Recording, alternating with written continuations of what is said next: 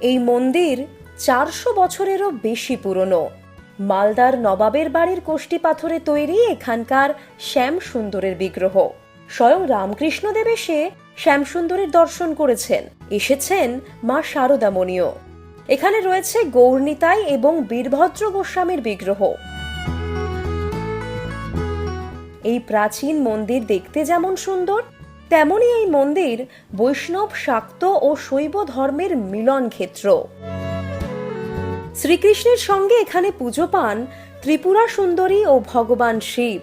দীপান্বিতা অমাবস্যায় শ্যামকে এখানে শ্যামা রূপে আরাধনা করা হয়। সময় করে একদিন ঘুরে আসুন খড়দার শ্যামের বাড়ি থেকে। এখানে দুপুর 1টায় ভোগ গ্রহণের সুযোগও রয়েছে। দিতে হবে জনপ্রতি 120 টাকা। একদম মিস করবেন না জানো। Follow for more.